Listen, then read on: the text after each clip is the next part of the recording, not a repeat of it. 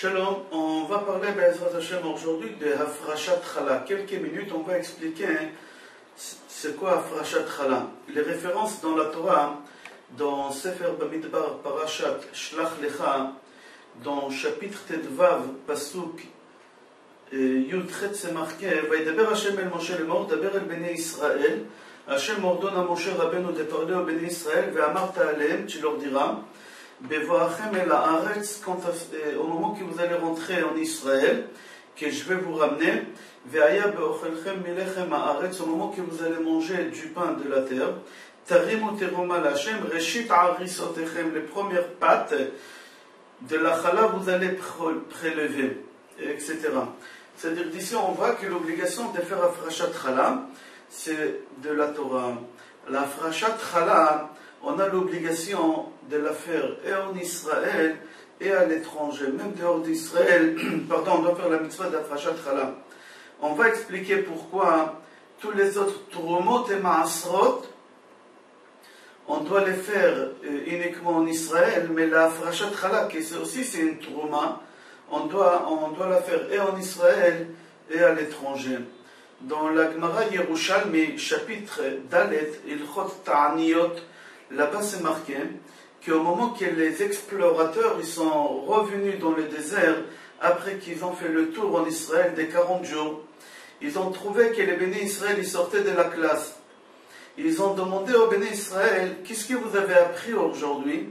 Et bénis Israël ils ont dit, Moshe Rabbeinu aujourd'hui nous a appris toutes les lois de la Hafrashat Chala, comment on doit prélever le Chala. Ils leur ont dit, pourquoi vous avez appris cette halakha aujourd'hui? Ils leur ont dit, parce que dans 3 jours, Moshe Rabbeinu, il a dit qu'on va rentrer en Israël. Alors là, les explorateurs, ils ont commencé à parler la shonara sur Israël. Ils ont dit tout ce qui est marqué dans la paracha, qu'on ne peut pas rentrer en Israël parce que Eretz Ochelet Yoshvea, la terre, elle mange ses habitants, et c'est des géants qui habitent là-bas. Ils leur ont dit, non, c'est impossible, on ne va pas rentrer en Israël. Alors qu'est-ce que vous avez appris la halakha de Hafrashat Chala, on ne pourra pas la faire tout de suite comme vous pensez, et même peut-être jamais on pourra faire cette mitzvah de Hafrashat Chala, parce qu'on ne pense pas qu'on pourra rentrer un jour en Israël. Le Rambam dit que la mitzvah de Hafrashat Chala est là l'équivalent et le salaire de tous les 613 mitzvot. L'homme ou la femme qui font la mitzvah de Hafrashat Chala, au moment qu'ils font cette mitzvah, c'est comme qu'ils ont fait les 613 mitzvot. Il faut savoir que la mitzvah de Hafrashat Chala, ce n'est pas seulement pour les femmes. Même les hommes, ils doivent faire cette mitzvah de Hafrashat Chala. Si la femme ne peut pas la faire, si elle ne se trouve pas à la maison, et le mari, c'est lui-même qui fait la pâte, alors le mari, il a l'obligation aussi de faire la mitzvah de Hafrashat Chala. Seulement la différence entre les hommes et les femmes, qui c'est marqué dans la Mishnah qu'une femme, si elle ne fait pas la mitzvah de Hafrashat Chala, elle risque la mort au moment qu'elle va accoucher. Comme c'est marqué, Al Shloshat Dvarim Nashim Metot Bishat Ledatan Al She'enan Zirot Banida Bachala ou Beadlaka Taner. C'est les 3 choses. Si les femmes ne font pas, ils rentrent en risque, Chaz Veshalom, de mourir. Et pourquoi le Rambam dit que cette mitzvah est l'équivalent de tous les autres mitzvot? Le Rambam dit parce que le mot qui est écrit dans la Torah, Zo mitzvat chala, c'est la valeur numérique des 613. C'est le gematria des 613, comme les 613 mitzvot qu'il y a dans la Torah. Pourquoi alors la femme et si elle ne fait pas la mitzvah d'Hafrashat Chala, elle se met en danger de mort, et les hommes, s'ils ne font pas la mitzvah d'Hafrashat Chala, on ne dit pas sur eux qu'ils se mettent en danger de mort, uniquement pour la femme.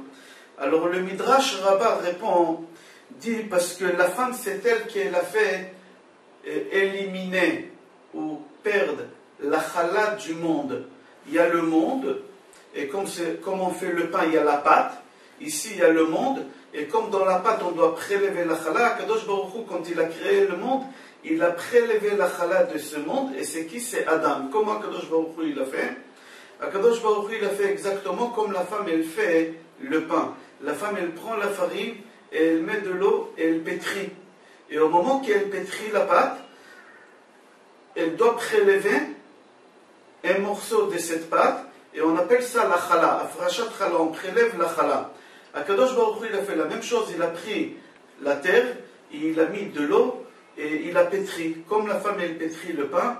Et Akadosh Baruch Hu, avec cette boue, avec cette pâte, il a créé tous les animaux du monde. Et au moment qu'Akadosh Baruch Hu, il a fini de créer tous les animaux du monde, il a prélevé sur chaque animal un peu, et avec ça il a créé Adam. C'est pour ça Adam, on l'appelle la chala. On l'appelle la chala du monde, chala ta'olam. Et la femme, c'est elle qui a ramené la mort sur Adam, parce qu'elle lui a poussé à manger de l'arbre de la connaissance. Alors, puisque la femme, c'est elle qui a éliminé la chala du monde, elle doit venir et faire le tikkun, et elle doit faire la réparation de cette chala, et elle doit prélever la chala au moment qu'elle fait le pain. Comme Akadosh Baruch Hu, il a fait Adam, il a prélevé de chaque animal, comme ça la femme, elle doit prélever sur chaque patte qu'elle fait. À partir du moment d'après la lacha qui a 1 kg 666, elle doit prélever la chala. Et c'est pour ça qu'on dit que sur la femme, si elle ne fait pas cette mitzvah, elle se met en danger de mort, parce que c'est elle qui a ramené la mort sur la chala du monde et pas sur l'homme. Et aussi c'est elle qui a l'obligation d'allumer les bougies de Shabbat. Si le mari n'allume pas les bougies de Shabbat, il n'a pas le même tikkun que la femme a. Si une femme, elle n'allume pas une fois les bougies de Shabbat, pendant toute sa vie, au lieu d'allumer les 2 bougies, Zachor et Shamor, elle doit allumer toute sa vie une 3e bougie pour la fois qu'elle n'a pas, allumé les bougies, les bougies de Shabbat. C'est marqué dans le Midrash, I ibda chalato shel olam, I tafrish chala, I kipta nero shel olam, c'est elle qui a éliminé la chala de ce monde, alors c'est elle qui va prélever la chala. Elle a éteint la flamme, c'est-à-dire la vie, la bougie de l'homme, elle va allumer la bougie de Shabbat. C'est pour ça, l'homme, on ne rappelle pas s'il n'a pas allumé les bougies de Shabbat ou il n'a pas prélevé la chala, on ne rappelle pas la mort chez lui. Seulement la femme qui est là, le tikkun.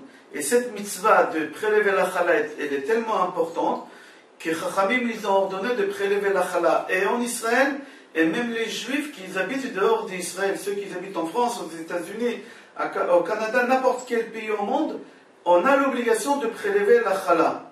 Pourquoi cette mitzvah elle est différente des autres mitzvot? La Gemara dit pour que les Juifs n'oublient pas cette mitzvah. C'est-à-dire quoi? On a peur que les Juifs oublient la mitzvah d'Afrashat Chala. Alors on les oblige à faire à l'étranger, mais les autres mitzvot Chachamim, ils n'ont pas eu peur que les Juifs ils vont oublier cette mitzvah. Une autre fois, Be'ezrat Hashem, on va développer cette halakha, pourquoi l'obligation de faire la chala, elle est aussi à l'étranger et pas seulement en Israël. On continue. Il faut savoir que dans tous les mitzvot, dans tous les brachot qu'on fait, si vous allez compter combien de mots il y a dans les brachot, il y a 9 mots. Seulement dans la bracha de Hamotzi Lechem Min Haaretz, il y a 10 mots.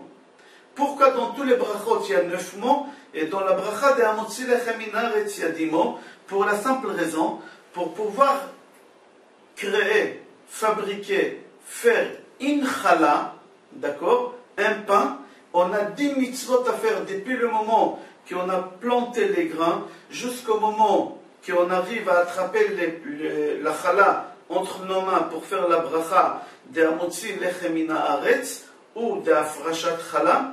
On a fait 10 mitzvot. Et la 10e mitzvah, c'est la mitzvah de Afrashat Chala.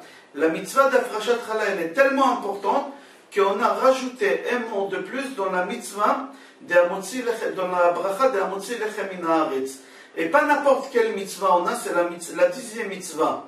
Qui est la plus importante, c'est la Afrashat Chala. Elle est beaucoup plus importante que tous les autres mitzvot qu'on a, Orla, etc., Leket, Chikra, Pea, etc., etc. Et c'est pour ça aussi, au moment qu'on fait Afrashat Chala, au moment qu'on fait Hamotzi Lechem Min Haaretz, et au moment qu'on fait Afrashat Chala, c'est bien de prendre la Chala avec les 10 doigts. Au moment qu'on prélève la chala avec les 10 doigts, pour dire que là on est en train de faire la 10e mitzvah de prélever la chala. Le Zohar HaKadosh dit comme ça, et on finit avec, le Zohar HaKadosh dit, tous celui qui fait intention et qui fait la mitzvah comme il faut, avec tous les chumrot qu'il y a, la mitzvah de Hafrashat Chala, alors c'est une ségoula, c'est un porte-bonheur pour beaucoup de choses. Et le Zohar HaKadosh, il ramène plus que 10 sgulot, 10 protections qu'on a pour celui qui fait la mitzvah de Hafrashat Chala, Shlom Bayit, Zivug Na'eh, Parnassa, Nachat Me'ayiladim, Briut, et il ramène la bracha chez lui à la maison. Comme ça le Zohar HaKadosh dit. Je vous souhaite Be'ezrat Hashem que tous ces brachot-là יחולו על ראשכם ושנשמע ונתבשר בשורות טובות. כל טוב.